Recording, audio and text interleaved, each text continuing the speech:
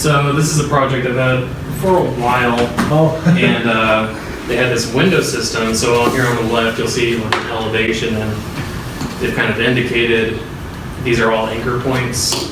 So if we look over at the head section where they show this anchorage, they show these 1/4 inch anchors going into this receptor unit. And if you zoom in on this, it kind of looks like that anchor's clipping through there a little bit. Throughout this project, up until they installed it, we all just assumed that it'll be fine. They wouldn't draw it there if it couldn't be built. This is a standard 1/4 inch anchor. And they even show that on the CAD shop drawings where it's clipping through that a little bit. And if you go to our JEI CAD template and you yank one of these 1/4 inch fasteners and you put it there,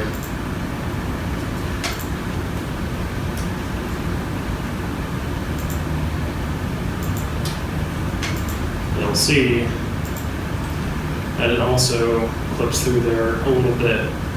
So do you guys see the material overlap in there? So, That, no, I should have done this earlier on in the project because eventually we got an email that had this photo where they said, hey, this screw just barely does not fit in this channel. And so now we're kind of discussing what they're going to do to remedy that and anchor it properly.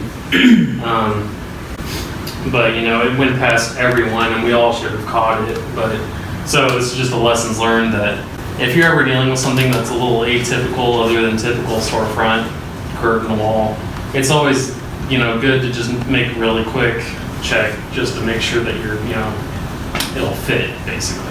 When you say it went past everyone, who's everyone? Well, they provided the shop drawings, and the shop drawings were straight from the manufacturer.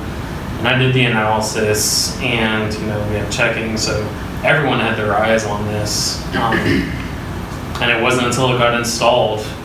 I don't know why they're drafting it like that. If you know, like why this hasn't come up sooner.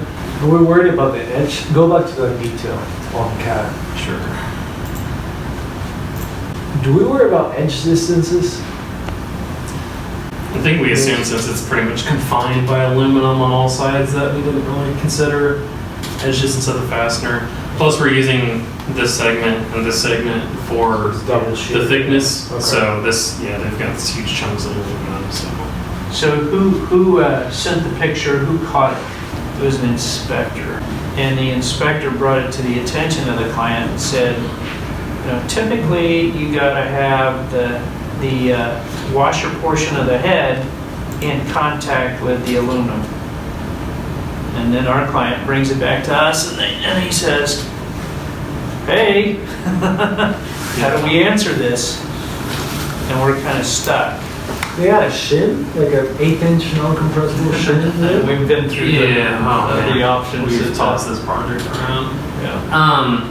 Yeah, so basically the concern is like, you know, you can see that this tip of that washer, the hex washer head is bending, and that's just from them like torquing the screw down. So during loading, there's a real concern that either these will bend or they'll completely shear off, and then the window unit will rattle, and that's pretty much a failure. So what about like a wide washer, just to compress it? yeah, we've tossed out like 4 possible solutions. Or painted. If you're putting an additional washer, why wouldn't they just unscrew everything and put in a different fastener? See, all these after the fact things are great. We can think of them when we brought them up, but they've got 50% of them already installed. Yeah. So this means uninstallation of the whole window assembly, you know, pulling that out and then going back into the receptor and Why didn't they stop at window 1 when they noticed that was an issue? that was their question. The installers never. That was their They question. don't think about that. They're out there. They're just Yeah. gonna put it in. No. Screw where they were told to put it. Yeah. So. They don't care. This is a good, because I've been kind of mentioning this to you guys on a few things.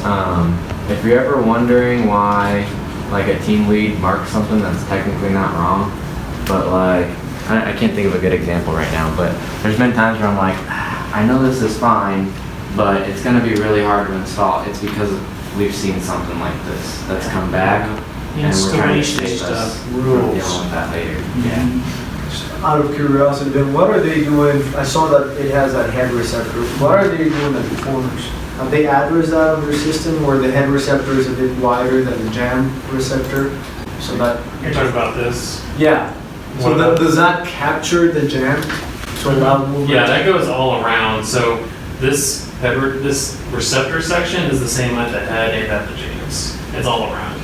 Well, You're talking about for movement. yeah, that was a big problem in one of our projects, that they were using the head receptor, the same head receptor as the jam receptor, and at the corners, they're cut at a 45-degree angle.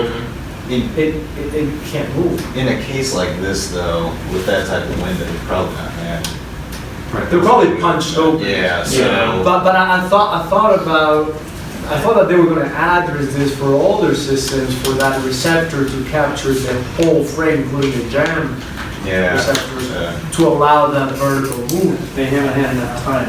This was probably. So they just jumped on a this. concurrent project that was Yeah. going on. And just to kind of reiterate, we've got that, I don't know if it comes up during training or whatever, but this JEI CAD template, I've used this so many times. These are standard 1/4-inch fasteners that you can just copy paste them. They're even adjustable, so you can kind of, adjust them as you need. You can scale them if you've got 3/8 inch fasteners just to see if stuff Is fits. that screw head for a 3/8 or? This is a 1/4 inch. No, but the one on the left. Yeah, it's a 1/4 inch wedge bolt. So the one on the left is a 1/4 inch, but then the one that's set to the top view is a 3/8. So if you click on that and click on the arrow, Yeah, drop so, down. yeah. Do we have one for 1/4 inch? You can just scale it using the scale Yeah, yeah, function. You can just do that. That's what I'm saying. There's a 1/4 inch on the left that's showing the side view, and then the one on the right that he has selected is 3/8. Yeah. So if I just make a copy of this, and then there's the scale function. And then if it says reference, say I've got a 1/4 inch, and I want to make a 3/8. Undo that. So click on that fastener and click on the drop down. That one's drawn as a 1/4 inch fastener. If you click on that other head next to it, that one's already 3/8. Yeah. Oh. I didn't know if it dropped down. If the you scale, zoom out a little bit, on the bottom, we added some fasteners that do have a head Mm-hmm. that is, you don't need to scale it, they're already a 1/4 inch. Yeah. I just like these ones because they're dynamic and you can adjust the lengths and stuff. Can you go back to the shop drawings real fast? Sure.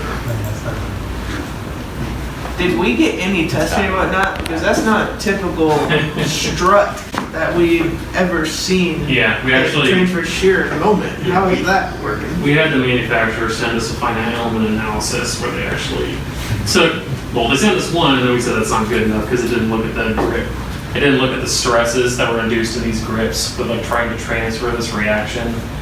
So we had them send us another one, and then at the end of the test it basically said, we do not recommend like relying on these for like the reaction, because this is like a 760-pound reaction at this head.